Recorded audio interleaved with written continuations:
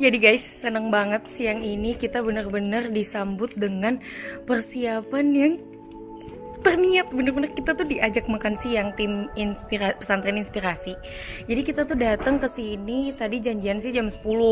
Cuma telat gitu. Jadi kita mulai wawancaranya jam 11. Terus sekarang udah jam setengah 1. Jadi menjelang zuhur gitu, kita makan dulu. Jadi aku udah makan. Kita langsung ke dalam aja. Jadi guru-guru, ibu guru dan bapak guru tuh lagi makan di dalam.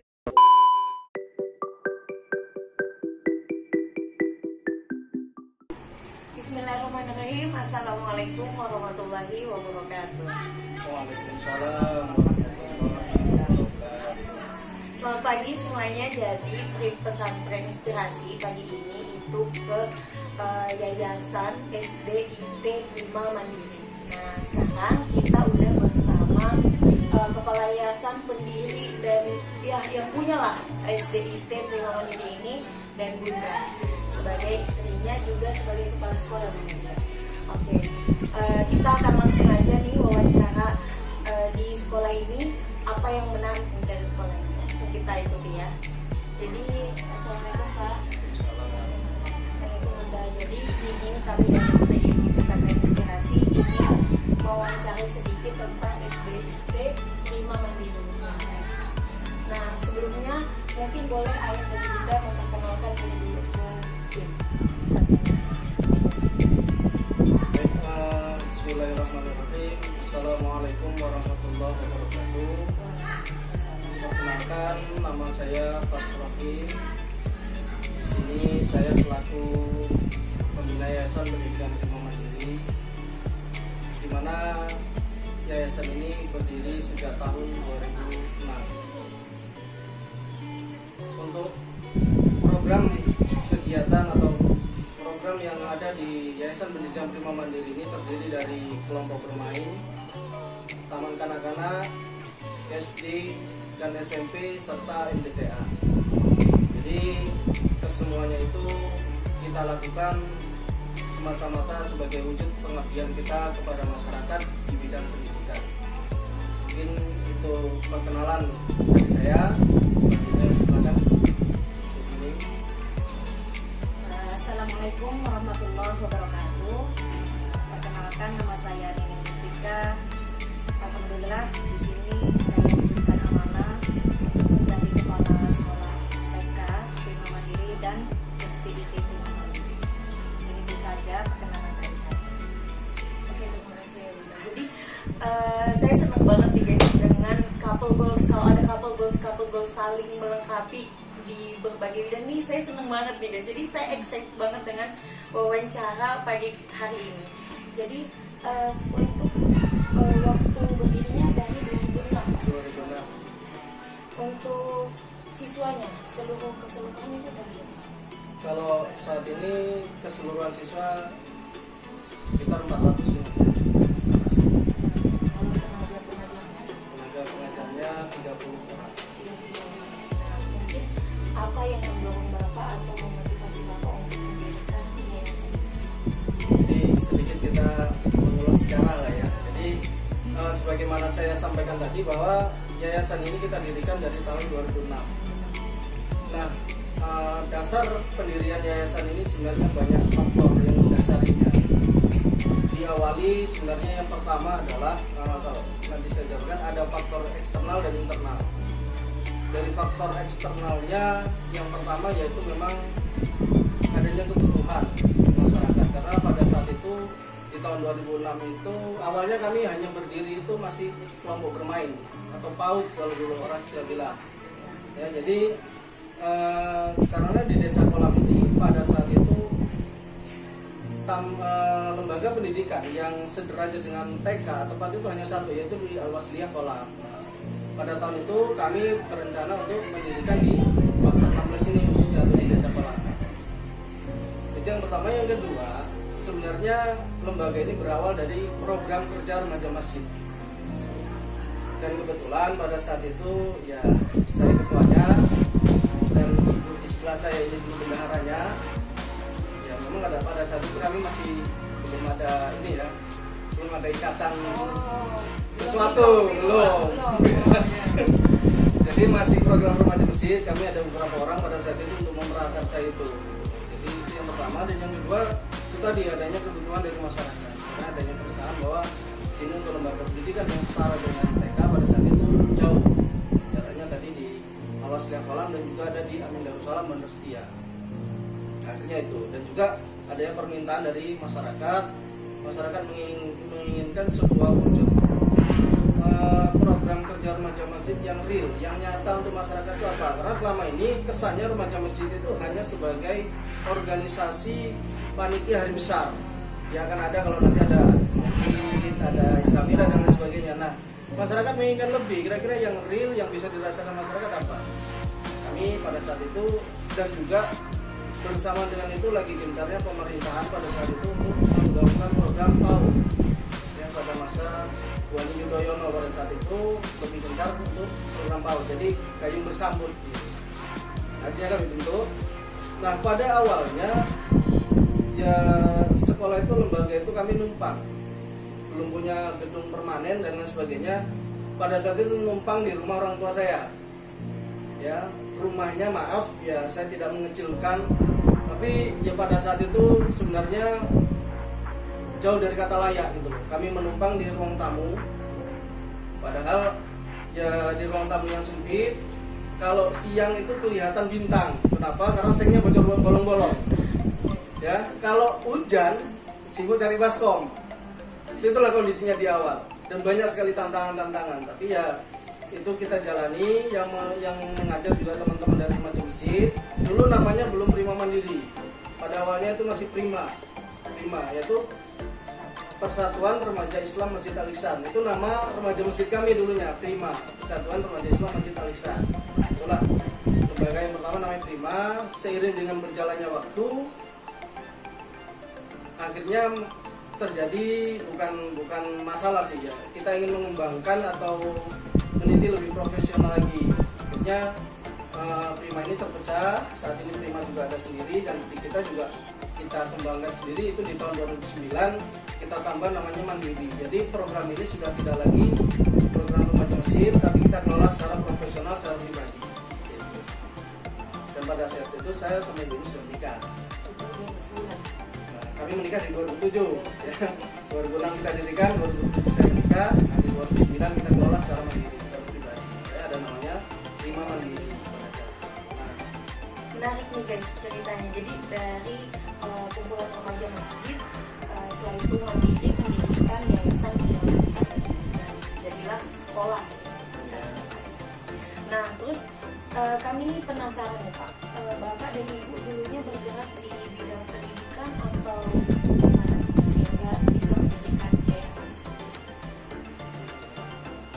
Bunda dulunya orang pendidikan akademis atau kalau sebenarnya sih jujur saya bukan orang pendidikan. Saya tamatan saya SMK Otomotif.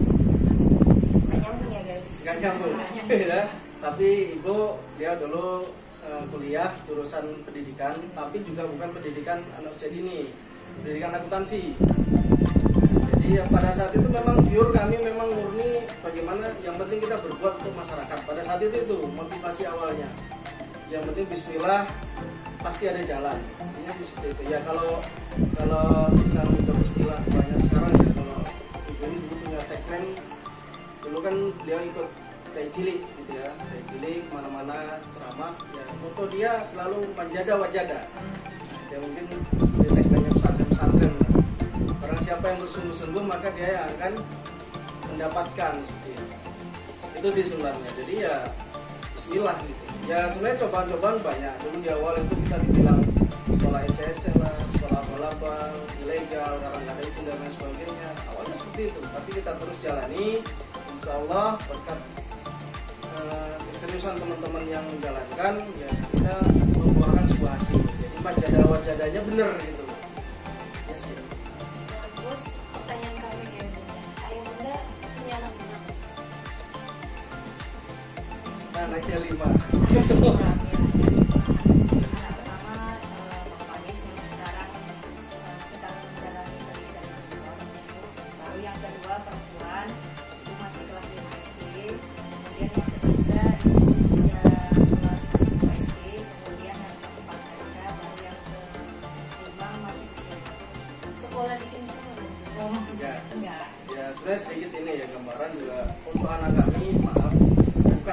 tidak percaya dengan lembaga yang dibentuk sendiri, tidak. Tapi semua anak kami itu kami sekolahkan di luar. Yang pertama tujuannya supaya dia memiliki jiwa kemandirian lebih. Karena kalau kita didik di sini bukan nggak bisa, tapi lebih cenderungnya anak jadi cengeng. Karena dekat dengan uminya, dekat dengan lingkungannya, seperti itu. Nah, saya nih, based on my experience, orang tua saya kan memasukkan saya nih ke pesantren, kayak abang yang utama gitu ya. Nah, saya ini penasaran, apa sih alasan orang tua saya memasukkan saya ke pesantren gitu? Mungkin kita bisa tahu jawabannya dari ayah bunda nih. Jadi kita langsung tanyakan aja. Kenapa memasukkan anaknya ke pesantren nih? Padahal ayah bunda kan dasarnya nggak pesantren ya.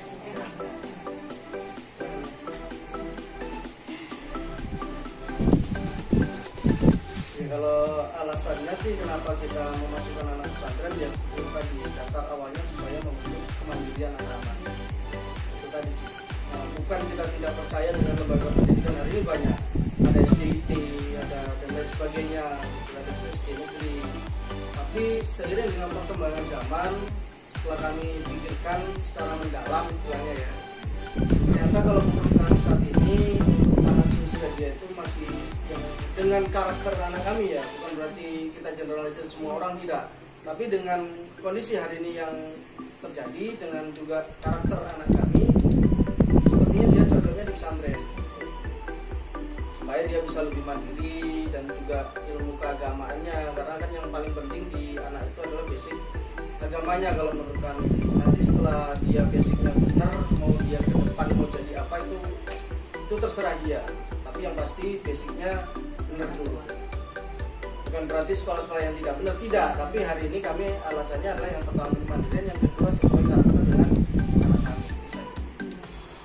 Nah, terus untuk sistem di yayasan ini, itu sistemnya misalnya kan ini dari TK kan, dari TK sampai SMP. Nah, sekarang kan lagi gimana? Mereka lagi masuk apa? Kalau untuk pembelajaran untuk saat ini kami pakai sistem yang komisi jadi guru berkunjung ke rumah orang tua murid, ada beberapa siswa gitu dikumpulkan, tidak banyak sekitar 5 orang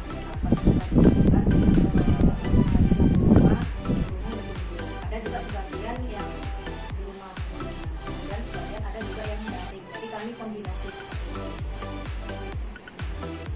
Jadi corona ini tidak menghambat sistem pendidikan. Jadi jangan sampai anak-anak itu kehilangan fondasinya, karena apapun ceritanya untuk kegiatan daring juga tidak maksimal gitu kan, apalagi di zaman kita orang tua yang seperti ini untuk pembelian paket aja susah gitu. Jadi ya kami bagaimana mengupayakan anak-anak tetap mendapatkan haknya untuk belajar dengan memakai sistem seperti ini. Berarti sekolah untuk masih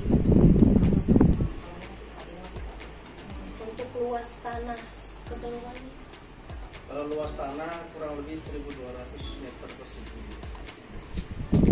Ya, doanya juga dari pesantren inspirasi, doanya supaya kita bisa nambah luasnya lagi. Amin. Supaya fasilitas dan kenyamanan anak-anak belajar bisa lebih ditingkatkan lagi. Nah, ini kan ceritanya 2009 kan?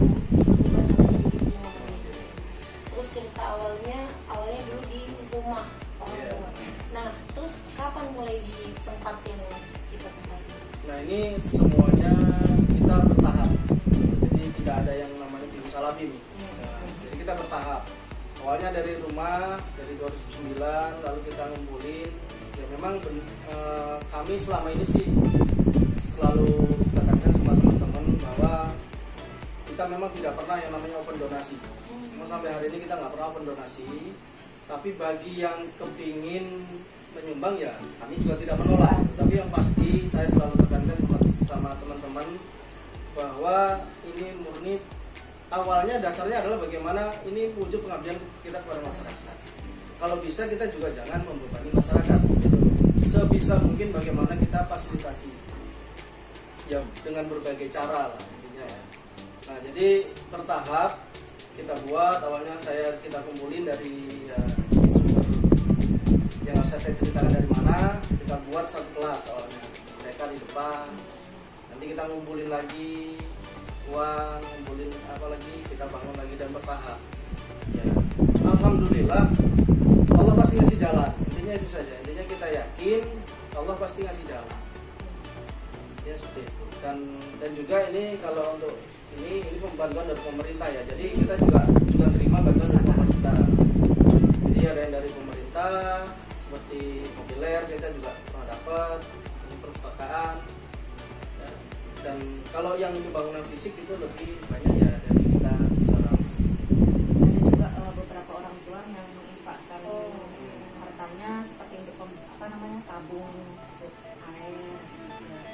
Yang intinya sih itu kan bukan kita sok paten, tidak sih, bukan sok kita sombong merasa kita sudah mampu sendiri, tidak. Tapi saya selalu tekankan ya kita berani untuk melakukan sesuatu, kita harus berani bertanggung jawab gitu loh. Jangan kita misalnya kita maunya tapi untuk maunya misalnya kita kan nggak bisa juga. Itu yang pertama. Yang kedua, saya selalu tekankan untuk dia, tangan di atas itu lebih baik dari tangan di bawah. Kalaupun tangan di bawah harus tangannya dua. Kalau tangan dua itu berarti berdoa, kita mintanya langsung sama Allah gitu. Kalau tangan satu kita minta sama orang gitu. Terus untuk siswa dan siswanya ini ada sistem zonasi atau gimana sih di sekolah? Kalau zonasi sih tidak, karena kita swasta ya, tapi lebih banyak sih sebenarnya siswanya berasal dari daerah sekitar. Jadi mungkin orang tua udah pada kenal dengan sekolah ini, jadi nggak sekarang. Oke, ini terakhir ayah bunda ya. Jadi kami ingin memberikan apa nih pesan ayah bunda kepada sahabat-sahabat inspirasi di luar sana, untuk society yang luas. Apa pesan inspirasi yang ayah bunda ingin sampaikan? Ya intinya sih segala sesuatu itu yang pertama kita harus punya mimpi dulu. Dia punya mimpi. Tanpa adanya mimpi kita ya tidak punya harapan lebih sih. Dia punya mimpi. Yang kedua, segera bangun untuk membangun mimpi, jangan kelamaan mimpinya. Segera bangun mimpinya. Dan yang kedua ya itu tadi, menjaga wajahnya. Siapa yang bersungguh-sungguh pasti akan dapat. Kita nggak usah takut, yang penting kita mulai, kita jalani. Insya Allah waktu yang akan memproses kita, dan juga waktu juga yang akan mendewasakan kita, waktu juga yang akan memberikan kita pelajaran dan pengalaman, dan pastinya Allah yang akan memberikan sesuai dengan kapasitas dan kemampuan kita. Dan bunda. Oke, alhamdulillah kita udah sampai di sesi terakhir wawancara kita. Seneng banget wawancara hari ini, bener-bener inspiratif, memotivasi. Jangan lupa di like video ini, di share ke teman-teman kalian. Jangan lupa taruh komentar kalian di kolom komentar. Mungkin tempat kalian ingin kami kunjungi, pesantren kalian ingin kami kunjungi, let us know di kolom komentar. Jadi terima kasih untuk menonton video pada hari ini. Terima kasih Bunda untuk waktunya. Thanks for watching. Wassalamualaikum warahmatullahi wabarakatuh. Waalaikumsalam.